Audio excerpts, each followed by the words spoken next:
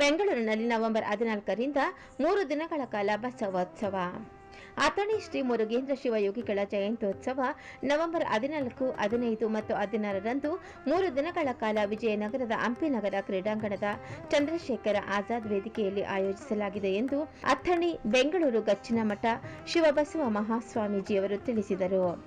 ಜಯಂತ್ಯೋತ್ಸವದ ಕುರಿತು ನಗರದ ಖಾಸಗಿ ಹೋಟೆಲ್ನಲ್ಲಿ ಸುದ್ದಿಗಾರರೊಂದಿಗೆ ಮಾತನಾಡಿದ ಶ್ರೀಗಳು, ಅಥಣಿ ಶ್ರೀಗಳು ಬೇರೆಯಲ್ಲ, ಬಸವಣ್ಣನವರು ಬೇರೆಯಲ್ಲ. ಅಥಣಿ ಶ್ರೀಗಳು ಬಸವಣ್ಣನವರ ವಚನಗಳನ್ನು ಕಟ್ಟು ಹಾಕಿಕೊಂಡು ಪ್ರಸಾರ ಮಾಡಿದವರು.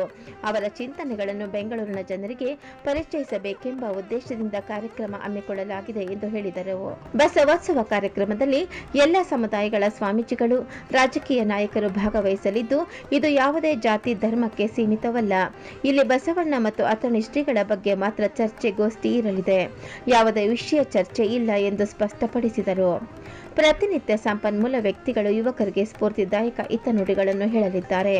ಇದರ ಜೊತೆಗೆ ಸಾಂಸ್ಕೃತಿಕ ಕಾರ್ಯಕ್ರಮಗಳು ಇರಲಿವೆ ಎಂದು ಹೇಳಿದರು. ಪತ್ರಿಕಾಗೋಷ್ಠಿಯಲ್ಲಿ ಮಾದಾರ ಚೆನ್ನಯ್ಯ, ಗುರುಪೀಠದ ಮಾದಾರ ಚೆನ್ನಯ್ಯ ಸ್ವಾಮಿಗಳು, ಹೊಸದುರ್ಗ ಕುಂಚಿಟಗ ಸಂಸ್ಥಾನ ಮಠದ ಶಾಂತವೀರ ಸ್ವಾಮೀಜಿ, ಬ್ಯಾಡಗಿ ವಿರಕ್ತ ಮಠದ ಚನ್ನಮಲ್ಲಿಕಾರ್ಜುನ ಸ್ವಾಮೀಜಿ, ಹೊಳಲ್ಕೆರೆ ಒಂಟಿ ಚಿಂಟಿಗಂಬರ ಮಠದ ತಿಪ್ಪರುದ್ರ ಸ್ವಾಮೀಜಿ, ಕೂಟಗೆರೆ ಅನ್ನಪೂರ್ಣೇಶ್ವರಿ ಸಂಸ್ಥಾನ ಮಠದ ಬಸವಲಿಂಗ ಸ್ವಾಮೀಜಿ, ಡಿಎಕ್ಸ್ ಮ್ಯಾಕ್ಸ್ ಮಾಲೀಕರಾದ ದಯಾನಂದ್, ರಾಷ್ಟ್ರೀಯ ಬಸವ ತತ್ವ ಪರಿಷತ್ ಅಧ್ಯಕ್ಷ ಅರುಣ್ ಕುಮಾರ್ ಸೇರಿದಂತೆ ಇನ್ನಿತರರು ಉಪಸ್ಥಿತರಿದ್ದರು. ನವೆಂಬರ್ 14, 15, 16 3 ದಿನಗಳ ಕಾಲ ಬೆಂಗಳೂರಿನ ವಿಜಯನಗರದ ಭಾಗದಲ್ಲಿರುವಂಥ ಹಂಪಿ ನಗರದ ಕ್ರೀಡಾಂಗಣದಲ್ಲಿ ಬಸವೋತ್ಸವ ಅಥಣಿ ಮುರುಗೇಂದ್ರ ಶಿವಯೋಗಿಗಳ ಜಯಂತ್ಯೋತ್ಸವವನ್ನು ನಾವು ವಿಶೇಷವಾಗಿ ಆಚರಿಸ್ತಾ ಇದ್ದೀವಿ. ಈ ಕಾರ್ಯಕ್ರಮ ಇದು ಜಾತ್ಯತೀತ, ಪಕ್ಷಾತೀತ, ಧರ್ಮಾತೀತ ಕಾರ್ಯಕ್ರಮ.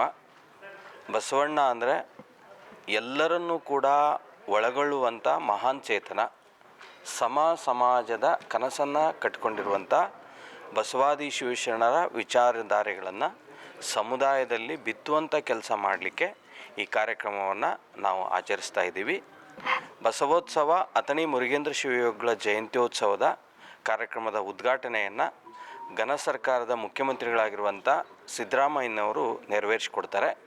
ಆ ಕಾರ್ಯಕ್ರಮದ ಸಾನ್ನಿಧ್ಯವನ್ನು ಸುತ್ತೂರು ಮಠದ ಜಗದ್ಗುರುಗಳು ಆ ಕಾರ್ಯಕ್ರಮದ ಸನ್ನಿಧಾನವನ್ನು ವಹಿಸಿಕೊಳ್ತಾರೆ. ನಮ್ಮ ಘನ ಸರ್ಕಾರದ ಹಲವಾರು ಸಚಿವರುಗಳು, ಸಾಹಿತಿಗಳು, ರಾಜಕೀಯ ಮುತ್ಸದ್ದಿಗಳು, ಜೊತೆಗೆ ಯುವ ಕಲಾವಿದರು ಈ ಕಾರ್ಯಕ್ರಮದಲ್ಲಿ ಪಾಲ್ಗೊಳ್ತಾರೆ. ಜೊತೆಗೆ ಹಲವಾರು ಪ್ರಮುಖ ಪೀಠದ ಜಗದ್ಗುರುಗಳು, ಸಾಹಿತಿಗಳು, ಎಲ್ಲ ಸಮುದಾಯದ ಗುರುಗಳು ಈ ಕಾರ್ಯಕ್ರಮದ 3 ದಿನಗಳ ಕಾರ್ಯಕ್ರಮದ ಸಾನ್ನಿಧ್ಯವನ್ನು ವಹಿಸಿಕೊಳ್ತಾರೆ. ಈ ಕಾರ್ಯಕ್ರಮದ ಸದುಪಯೋಗವನ್ನು ನಗರದ ಜನತೆ ಸದ್ಬಳಕೆಯನ್ನು ಮಾಡಿಕೊಳ್ಬೇಕು. ಈ ಕಾರ್ಯಕ್ರಮಕ್ಕೆ ಬಂದು ಈ ಕಾರ್ಯಕ್ರಮದ ಯಶಸ್ವಿ ಮಾಡಬೇಕು ಅಂತ ನಾನು ಪ್ರೀತಿಯಿಂದ ಆಮಂತ್ರಿಸ್ತಾ ಇದ್ದೀನಿ.